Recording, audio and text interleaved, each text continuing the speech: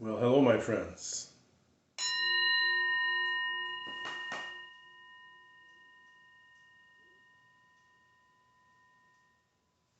Let's take a nice, easy breath in. Big sigh. Let the breathing come back to normal. Eyes open. Well, as often seems to have happened, it's been challenging last couple of days here in Minneapolis. We've had, uprising again, and we've also had curfews, and it really is, of course, disturbing. And so I want to talk about dream life, and I want to talk about the difference between a dream and a nightmare. So, what's a dream and what's a nightmare? You know, so to me, a nightmare is a dream that you don't want to be happening. A nightmare is a dream that doesn't feel like it's happening for you, that it's happening to you. It's almost that you're a victim in the dream. Uh, it's almost like it's someone else's dream that you are subject to. To me, a dream is an element where you have ownership, where you have power. Oftentimes, for instance, in lucid dreaming, a person suddenly is able to fly. So many times, a dream is a nightmare that has not been fully realized. Once we realize that we're dreaming what feels like a nightmare, we're being chased by the boogeyman or whatever it might be, suddenly we turn and the boogeyman turns into some sort of cuddly figure, or suddenly we have power in the dream and we can make things happen in the way that we would like to see them happen. Very, very often in a dream, when you become lucid, when you're dreaming and you suddenly realize you're dreaming, you can suddenly fly.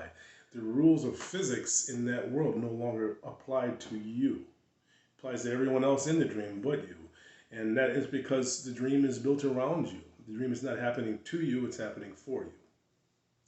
And so, right now, even with all that's going on in our world and in our country and in our beloved city, I just want to encourage us to frame this as a dream. Even the parts that we don't like about it. A dream doesn't mean that everything happens you're happy about.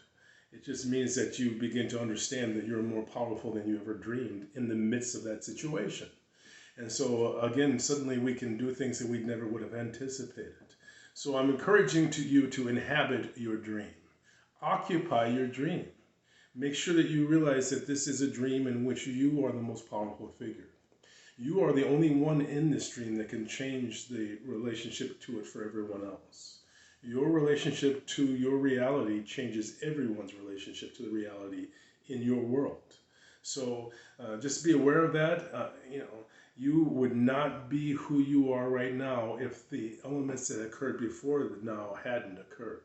And again, I'm not saying that I'm happy that these things have happened. When we lose a child, when we have a debilitating disease, or when we see horrible changes in global warming, or what feels like horrible changes in our political landscape.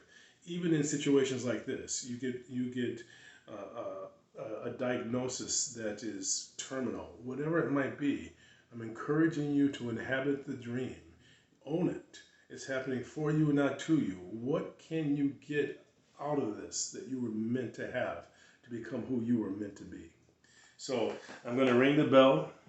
Listen carefully. Here we go.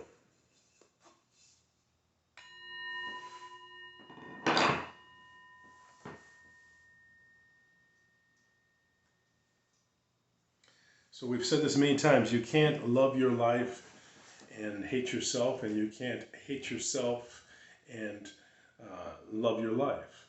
If you hate the world that you are in, that means you also don't love your own experience. So what I'm suggesting is that we can change this. We can make a difference, but we have to do it with patience, and we have to do it with complete and utter intention and commitment. Have those major values. For me, kindness, compassion, joy, and positive indifference, but also consider secondary values. Values like boldness and social justice, doing things on a daily basis to make a difference in the world. We can do this. We got this. We have less than 2 weeks left of our 40 days, and anything that happens during the 40 days is meant to happen. I bring my hands into prayer position and I bow to you, for you are the dreamer. Namaste. Have a wonderful dream today.